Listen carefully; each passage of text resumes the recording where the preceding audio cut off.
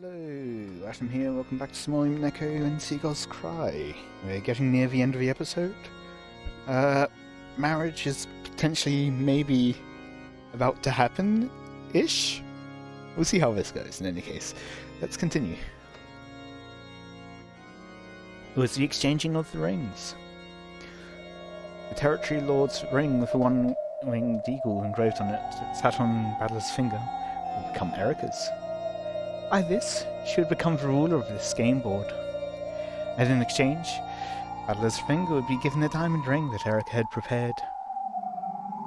At a glance, it just looked like a ring adorned by a large diamond.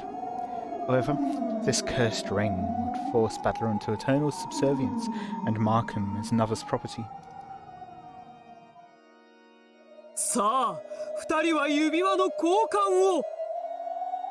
Now, should it be cursed, or should I call it a cursed ring? It makes it feel more cursed. Anyway.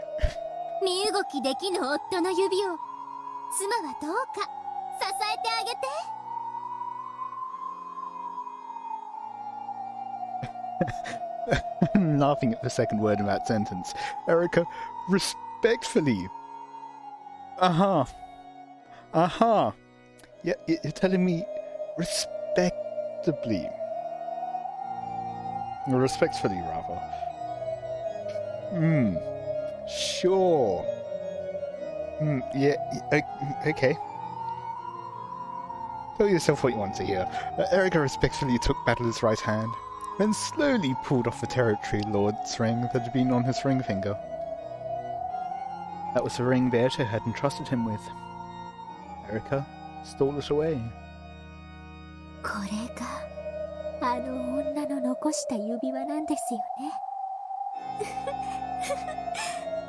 それを私みたいな女に奪われるなんて。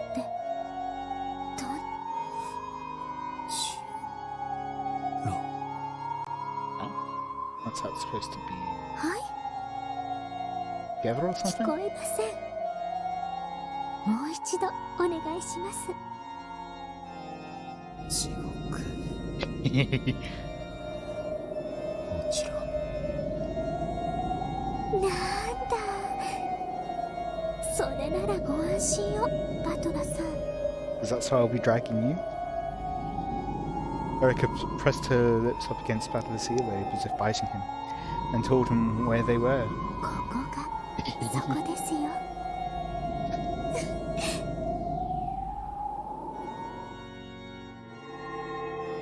Then, slowly, she took Beata's ring, which she had stolen from Battler, and slipped it onto her own left hand. では花嫁。続いて、あなたの指輪を花婿に。すごい指輪ね。彼を永遠に逃がさない。これは稼だわ。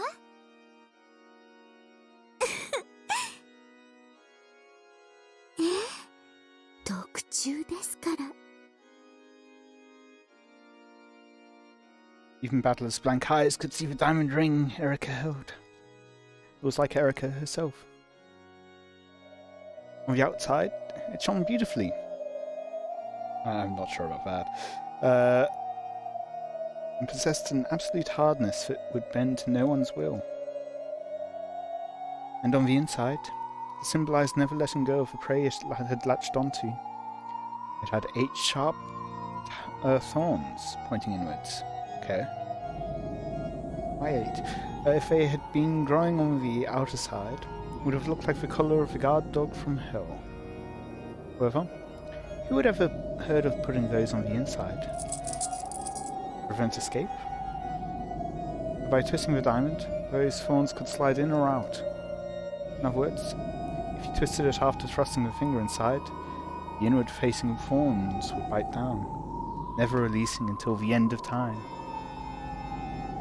Then, even his soul would be trapped, and his body, mind and soul would be forced to serve Erica for all eternity.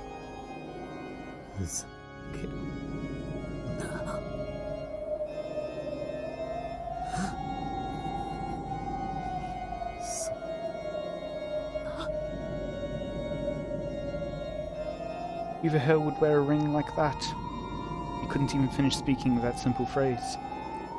And furthermore, those awkward words were the only way he could resist. She raised Battler's left hand and stroked his ring finger as if tasting it. Erica pressed the ring of subordination against the tip of his finger. The ring is made to fit too tightly and be painful and hard to take off, which is exactly what she wants. However, this ring was never intended to be removed for life anyway, so its inner band had been mercilessly narrowed. Even without the thorns, forcing a small ring like this on would hurt. この指輪はあなたの身も心も魂も全てを永遠に閉じ込めます。そしてあなたは永遠に生きた人形。死ぬことも許しません。私に永遠に怪我され恥ずかしめられ。Well, I mean, considering how he feels for Beatrice now after all that she put him through, maybe he'd like that. 私が勝利の美酒の味を忘れるたびに、あなたはその身をもって私にそれを思い出させるのです。何度も何度もね。舌が噛めるなら今のうちにどうぞ。指輪が通ればそれすらもできなくなりますから。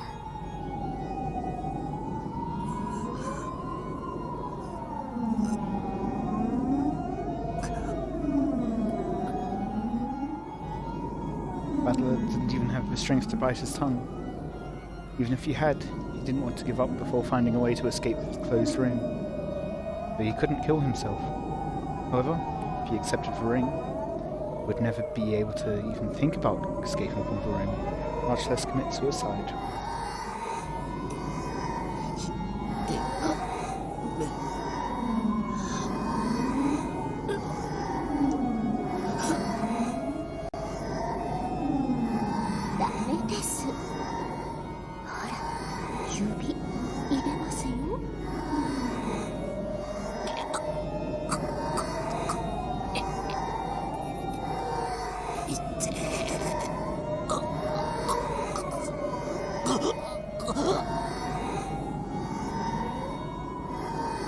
It wasn't just the pain of having his finger forced through the tight ring.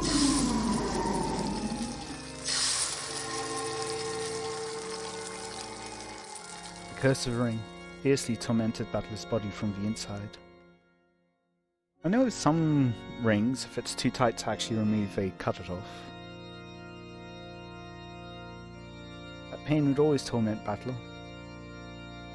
Fortunately, the power of the ring even stored away the heart that could understand that pain.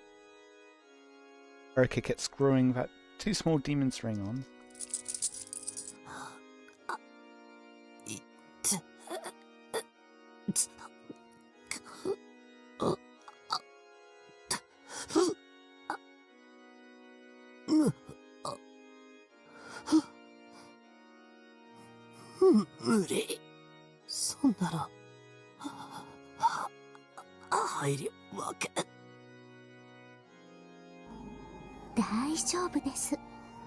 He's surprisingly verbal, all things considered. 入りますから、ちゃんと。 With an obscene laugh, Erica let a silver thread drip from her mouth. Take the finger and ring. 力を抜いてください。一気に奥まで入れちゃいますから。無駄な抵抗なんかしないでください。抵抗しない方が痛くないですよ。ほら、見て、入るようになった。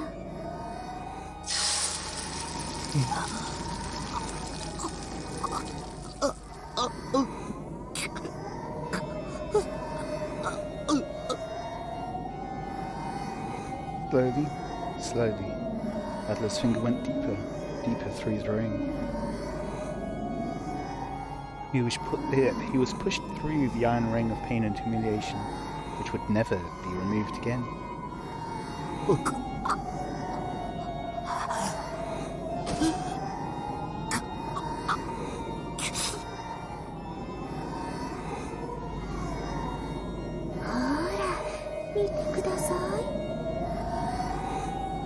Look at him blushing at having a ring put on him. 一番奥まで入りましたよ。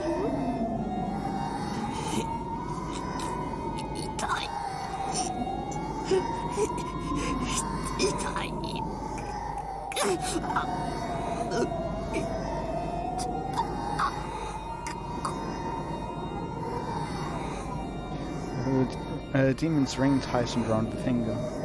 So much that it seemed the finger would snap off along with the bone. Did the battler's hazy expression of anguish really describe how unbearable this filthy pain was? さあ、一番奥まで入れたまま最後の仕上げですよ。Objection! Or... wait, what is it? What do we actually have for the wedding, so? Not こ sure. れであなたは私の I think it might be I object or something like that. Anyway. Erica touched the ring's diamond knob. If she twisted it, the thorns would bite in and never let go again.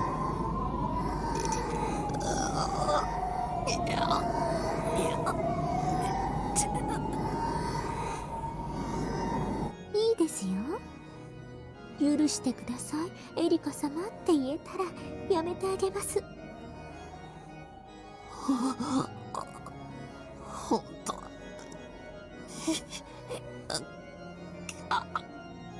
No! You get that bridge reference? Good on you.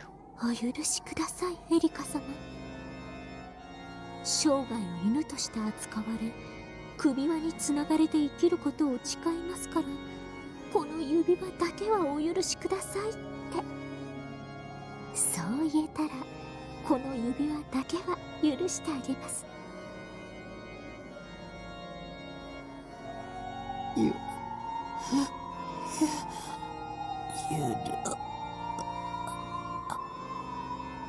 はい。よく聞こえませんよ。Oh. 許さね。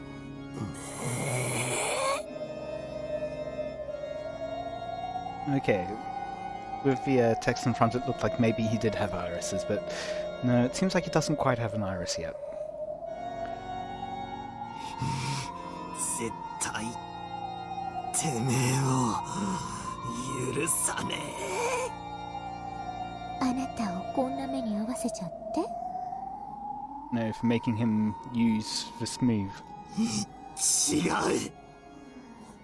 ベアとの指輪を怪我したお前を俺は絶対許さねえ。 Though Battler's eyes had supposedly been forced into a muddled condition, they appeared strong for just an instant.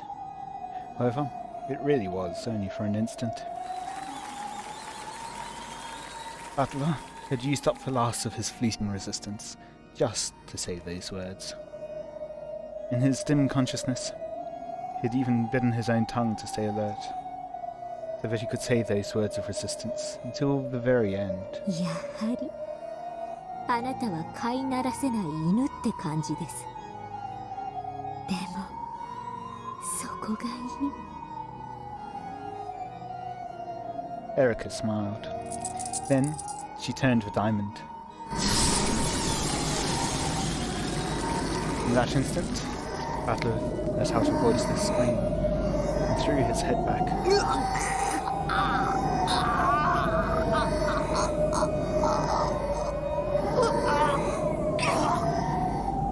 Both of the witches bet with certainty and miracle that Beatrice would show up. I'm surprised she hasn't showed up yet. This howl had no voice and could be heard by no one. However, it still rang out throughout the cathedral.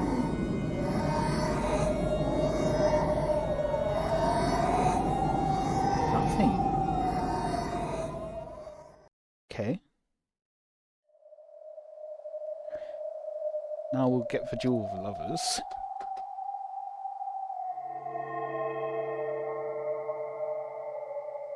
A dreary breeze blew through the golden rose garden.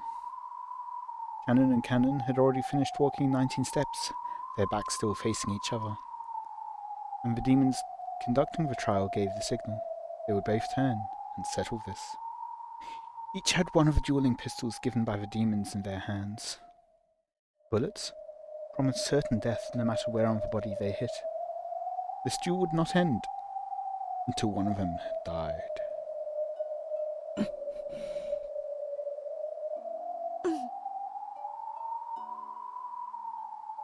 George and Jessica just quietly watched the ones they loved. They had already entrusted all their thoughts to them, as well as their fates. Just watching over their partners was now the only way they could show their trust.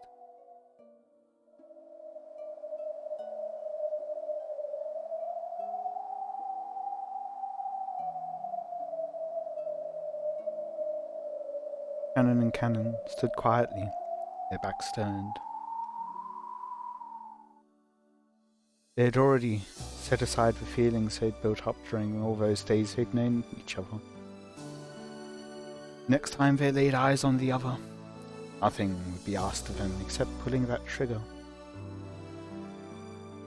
The only one who still couldn't muster any determination or resolve towards this duel was Beato. The closer that moment came, the less she understood. Love between George and Shannon wasn't standing in the way of a love between Jessica and Canon, or vice versa. Why? When both sides could find happiness, were they being forced to kill each other? わからない。私にはどうしても。妹よ、我らには見守ることしか許されぬ。ゼパルさん、フルフルさん、どうしてこんな決闘を？こんなの恋の試練じゃない。やっぱりあなたたちは悪魔なんです。どちらかの恋人たちを破綻させて、それを見て喜びたいだけの悪魔なんです。静かに。恋人たちの邪魔になるわ。邪魔をしてるのはあなたたちじゃないですか。どちらかが倒れる。倒れた方の恋人たちが嘆き悲しむ。あなたたちさえいなければ誰も悲しまない。それは違う。僕たちがこの決闘を取り持たなかったら。 You please say that in red. 二組はどちらも破綻したわ。これは必要な決闘なの。私は最初から納得できなかったんです。魔法の奇跡がなければ恋って成し遂げられないんですか？恋って愛し合う二人さえいれば他に何もいらないんじゃないんですか？この決闘は無意味です。だからやめて、二人とも。シャノンもカノンも。あんなにも実の兄弟のように仲良しだったあなたたちがどうして殺し合わなくちゃいけないの？私にはどうしても。 Everyone should have been able to hear Beato's yell. However, no one's expression changed. そうだよ。よく気づいたね。それこそ愛の真実。何がですか？ Even though it might not be required, they'll go through it anyway. 愛し合う二人以外に本来は何もいらないんだ。 And determination, maybe. だからそれが二人でないとき。 Oh, because they're furniture and not people. That's why? For them at least? 私たちは決闘でその数を二人にしなくてはならない。 Or is it because there's 4 people here? So we need to reduce the numbers down to 2? 一人の女性を奪い合っての決闘ならまだわかります。愛し合ういびつな三人を二人にする決闘。しかし彼らは2人と2人、それぞれの世界はもう完成されてるじゃないですか。争わなければならない理由が何もない。世界を生み出す最小の人数は2人。Okay, that matches with what I was expecting. 二人が揃って初めて世界は生まれ、恋は成就される。だからこの決闘は必要なんだ。彼らがその人数を満たすために。家具は人間未満だから一人を満たせないと言い出すんですか？正解だよ。家具は人間未満だから家具と人間じゃ2人を満たせない。そんなのおかしいです。愛し合う2人の身分なんて関係ない。いいや、あるよ。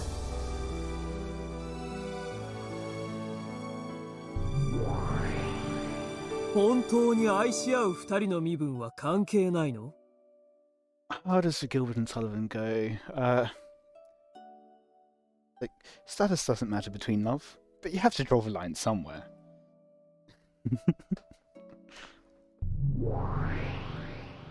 妻を持つ男との恋は許されるの？夫を持つ女との恋は許されるの？親との恋は許されるの？子との恋は許されるの？恋の許されない身分なんていくらでもある。 There's also different types of love. Okay. じゃあ家具って何なんですか？ That's less status, really? It's an existing relation. どうして家具は恋をしちゃいけないんですか？魂が一人に満たないから。 Why is it less than a single person? シャノンもカノンも駒である君ももちろん。あなたたちはみんな家具。魂が一人分に満たないから人間以下。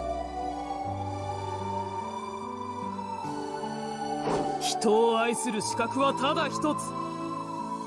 一人に満たつ魂を持っていること。だから愛し合う二人は世界を生み出せる。例えば妻を持つ男はもう一人の女を愛する資格を持つと思う？あるわけがない。2人の女を愛せばその愛情は一人分に満たる。そのような男に愛する資格はないね。人を愛する資格のない人間や身分なんていくらでもあるの。二人の愛の一切あれば関係ない？それは甘い愛の偽善。僕たちはね、恋をする資格を偽る人間を許さない。世界を生み出す最小人数を満たせない人間以下の存在の恋を許さない。僕たちの試練はそのためにある。罪深き魂たちに一人分の魂を取り戻させ、本当の恋ができるようにするために。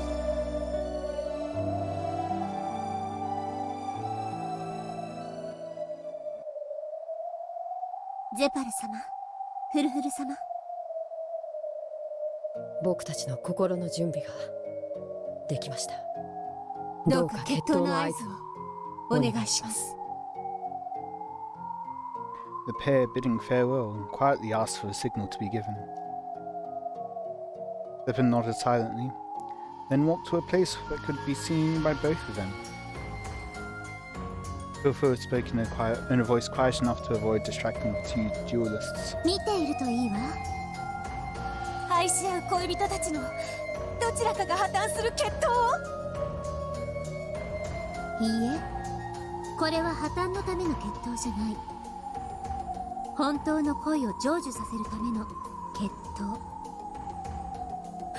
私にはあなたたちの言っている意味が。いいえ、わかりなさい。これは本当に人を愛することができる人間が誕生する瞬間。意味がわからない。どちらが勝とうともどうか祝福してあげて。今彼らの家具としての日々が終わる。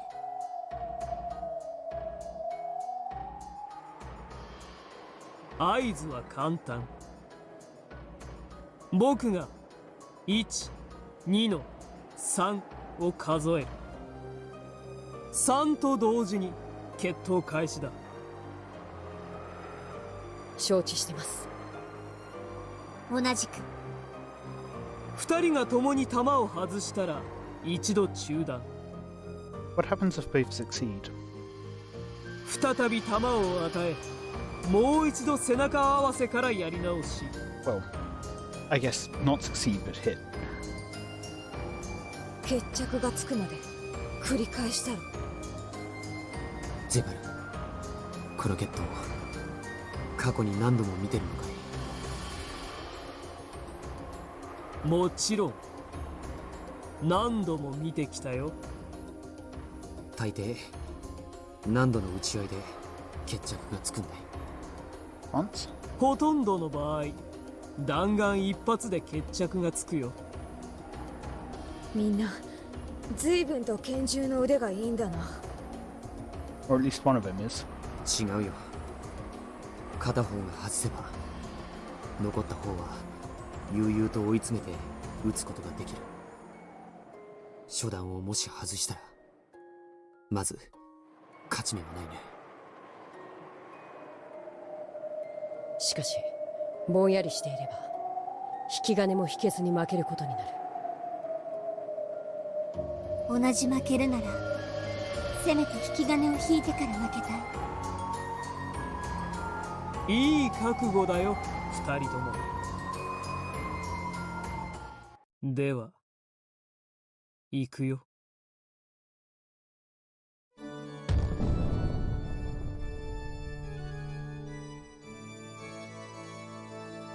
I've just got Hamilton music going in my head, ignoring what's currently playing. Something about not throwing away your shot.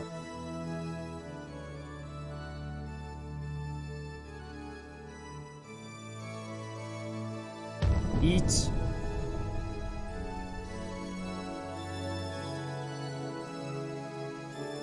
2の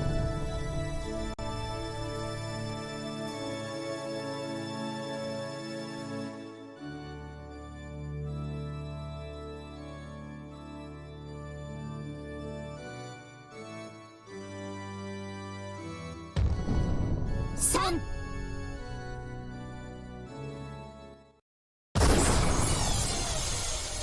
In the Golden Rose Garden, when the number 3 was yelled, the sound of gunfire rang out once.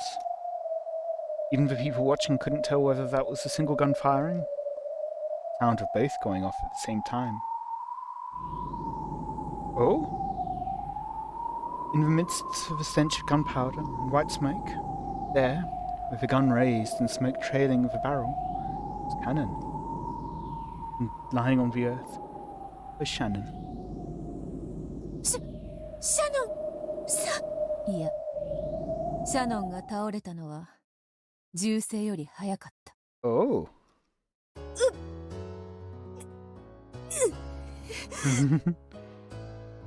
He potentially dodged out of the way. Jessica's distressed expression was enough to explain what had happened.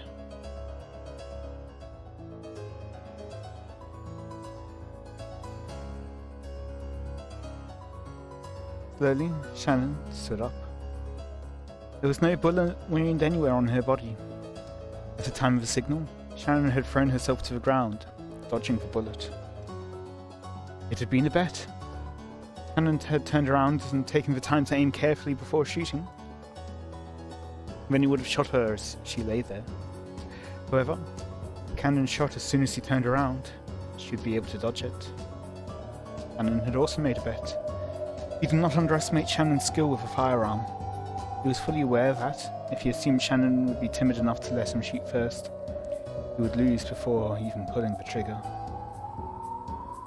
So, he had decided to shoot right away. And he predicted that when he shot, Shannon would reflexively pull the trigger too. Since he intended to shoot right away, he would be more mentally prepared, so he was confident that he'd be able to shoot accurately. Cannon had cautiously turned around, and Shannon had shot instantly with the strength of her will. Cannon wouldn't have even been able to pull the trigger. And on that note, I'll be ending it there for today. Next time we will see the consequences of actions. Until then, I hope you've enjoyed. Let me know any feedback you have in the comments. Yeah, until then, see ya.